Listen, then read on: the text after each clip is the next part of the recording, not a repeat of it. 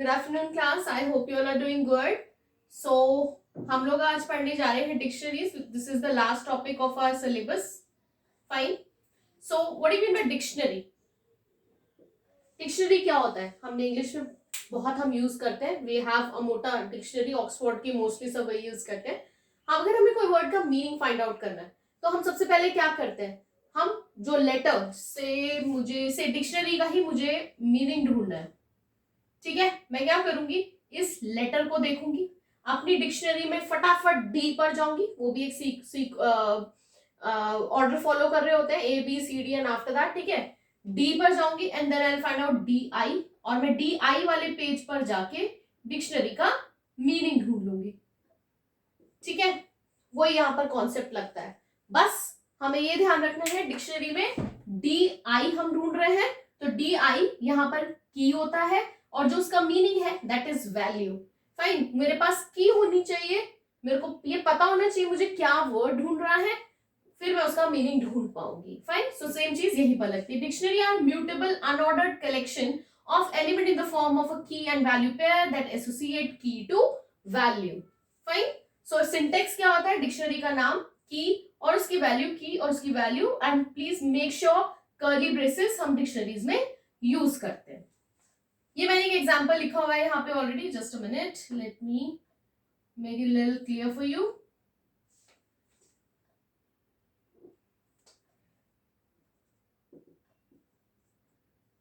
ठीक है, ये ए नाम से मैंने एक डिक्शनरी फॉर्म करी है. This is the key and this is the value. बीच में आता है colon, comma, the second key, colon and the value to this key two and so on. ठीक है, की कुछ भी वैल्यू हो सकती है, बट अभी कैरेक्टरिस्टिक्स में हम देखेंगे कि कैरेक्टरिस्टिक्स हम देखें तो अनऑर्डर्ड, कोई ऑर्डर फॉलो नहीं होता. मतलब म्यूटेबल है तो कोई ऑर्डर फॉलो नहीं होगा. कुछ भी 2 1 2 2 3 या कुछ भी, जो भी वाइस वर्सा, मतलब इस तरीके से कोई इधर भी हो सकती है, इधर भी हो सकती है, ये किधर भी. ठीक है, और कितनी भी लंबी हम डिक्शनरी बना सकते हैं. कोई सीक्वेंस फॉलो नहीं हो रहा, अनऑर्डर्ड है तो डेफिनेटली कोई सीक्वेंस नहीं है. इंडेक्स बाय की नॉट नंबर्स. मतलब इंडेक्सिंग जो होती है वो कीज से होती है. अगर मुझे इस की वैल्यू फाइंड आउट करनी है तो मुझे अगर ये वैल्यू निकालनी है ए बी सी, ठीक है, तो मैं डायरेक्ट नहीं निकाल सकती. मुझे इसकी की को एक्सट्रैक्ट करके इसकी वैल्यू बाय डिफॉल्ट मेरे पास आ जाएगी. Keys must be unique. मतलब की जो है वो यूनिक होनी चाहिए, वो रिपीटेशन नहीं होनी चाहिए. फाइन. डिक्शनरीज आर म्यूटेबल, अभी बता दिया. Now will talk about the functions and methods of dictionaries.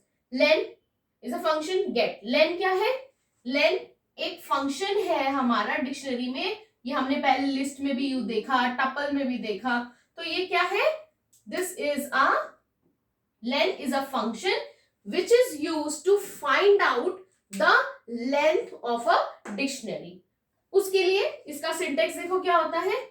लेन और यहां पे नेम ऑफ अ डिक्शनरी.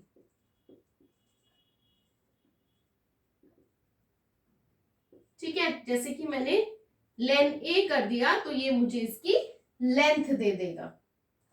अब लेंथ क्या देगा वो हम देखते हैं. जस्ट अ मिनट में कहां पर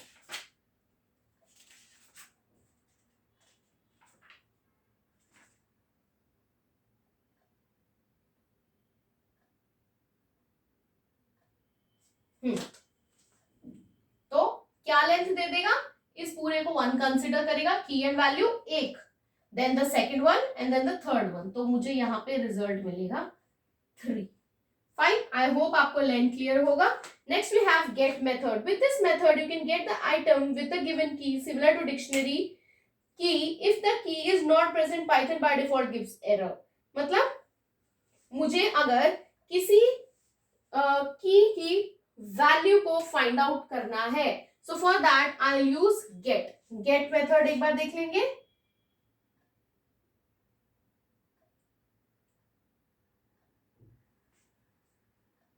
ये इसी का एग्जांपल ले लेते हैं. गेट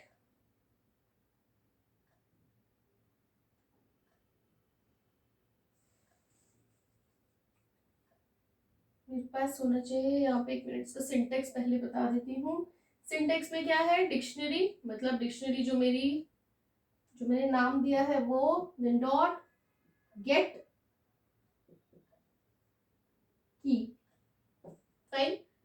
क्या डिक्शनरी है हमारी, ए डॉट गेट, और अगर मुझे इस वैल्यू को एक्सट्रैक्ट करना है तो मैं इसकी की यहाँ पे दे दूंगी, मेरे पास रिजल्ट आ जाएगा CDE, fine. So this is the get method we have. Next we have the item method. This method return all the items in the dictionary as a sequence of key and value tuples. Note that these are returned in no particular order.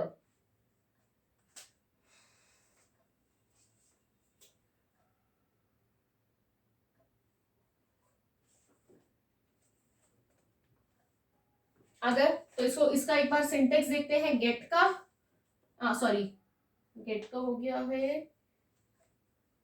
Items, dictionary का नाम जाएगा dot items. अब मैंने यहाँ पे dictionary का नाम दे दिया,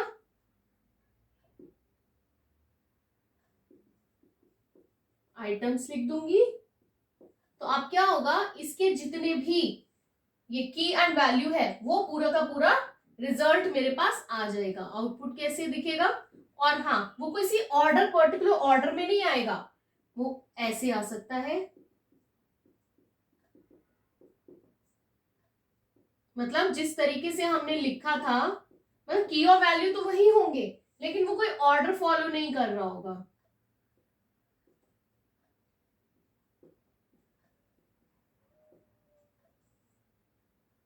ठीक है,